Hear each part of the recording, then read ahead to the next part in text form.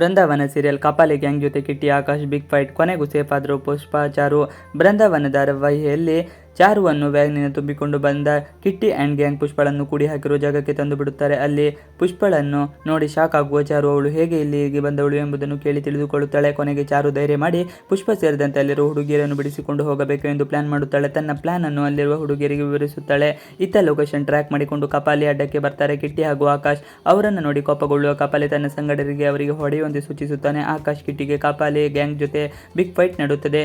ತಪ್ಪಿಸಿಕೊಳ್ಳಲು ಚಾರು ಪ್ಲಾನ್. ಶೀನಿ ಪುಷ್ಪ ಚಾರು ಇರುವ ಗೋಡೌನ್ಗೆ ಬಂದು ಕೂಡಲೇ ಮೊದಲೇ ಪ್ಲಾನ್ ಮಾಡಿದಂತೆ ಎಲ್ಲ ಹುಡುಗಿಯರು ಸೇರಿ ಅವನನ್ನು ಹಿಗ್ಗಾಮುಗ್ಗ ಥಳಿಸುತ್ತಾರೆ. ಆಕಾಶ್ ಹಾಗೂ ಕಿಟ್ಟಿ ಕಪಾಲಿ ಗ್ಯಾಂಗ್ನ ಎಲ್ಲರಿಗೂ ಹೊಡೆದು ನೆಲ ಕರುಳಿಸುತ್ತಾರೆ. ಅಷ್ಟೊತ್ತಿಗೆ ಹುಡುಗಿಯರ ಗ್ಯಾಂಗ್ ಸಮೇತ ಅವರಿರುವ ಜಾಗಕ್ಕೆ ಬರ್ತಾರೆ. ಚಾರು ಪುಷ್ಪ ಇನ್ನೇನು ಕಪಾಲಿ ಗ್ಯಾಂಗ್ ಆಟ ಮುಗಿಯುವ ಎನ್ನುವಷ್ಟರಲ್ಲಿ ನಿಧಾನಕ್ಕೆ ಎದ್ದೇಳುವ ಕಪಾಲಿ ಆಕಾಶ್ಗೆ ಚಾಕುವಿನಿಂದ ಇರಿಯಲು ಬರುತ್ತಾನೆ. ಆಗ ಕೈ ಅಡ್ಡ ಹಾಕುವ ಪುಷ್ಪ ಕೈ ಸೀಳಿ ಹೋಗುತ್ತದೆ. ಅಷ್ಟೊತ್ತಿಗೆ ಸರಿಯಾಗಿ ಪೊಲೀಸರು ಅಲ್ಲಿಗೆ ಎಂಟ್ರಿ ಕೊಡುತ್ತಾರೆ.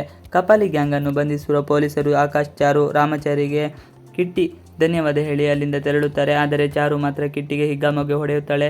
ಅಲ್ಲದೆ ತನ್ನನ್ನು ಕಪಾಲಿ ಗ್ಯಾಂಗ್ಗೆ ಮಾರಿದ್ದನ್ನು ನೆನೆದು ಆಕಾಶಗೊಂಡು ಬಾಯಿಗೆ ಬಂದಂತೆ ಬೈಯುತ್ತಾಳೆ. ಇದನ್ನೆಲ್ಲ ಕೇಳಿಸಿಕೊಳ್ಳುವ ಆಕಾಶ್ ಚಾರು ಬಳಿ ನಡೆದ ವಿಷಯವನ್ನೆಲ್ಲ ಹೇಳುತ್ತಾನೆ.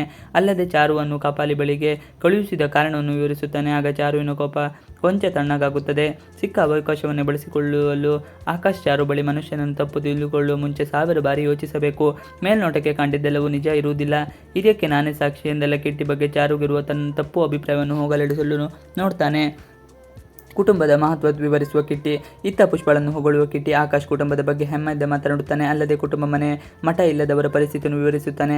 ಅವರ ಪರಿಸ್ಥಿತಿ ಹೇಗಿರುತ್ತದೆ ನನ್ನ ಮನದ ನೋವು ಎಂಬಂತೆ ವಿವರಿಸುವ ಕಿಟ್ಟಿ ಅಲ್ಲಿರುವವರಿಗೆ ಕುಟುಂಬದ ಮಹತ್ವವನ್ನು ತಿಳಿಸುತ್ತಾನೆ. ಪ್ರೇಮದ ಅಮಲಿನಲ್ಲಿ ಸಹನಾ. ಇತ್ತ ಆಕಾಶ್ ಜೊತೆಗೆ ಮಾತನಾಡುವ ಸಾಧ್ಯವಾಗದ ಸಹನಾ ಹಾಸ್ಟೆಲ್ಗೆ ಮರಳುತ್ತಾಳೆ.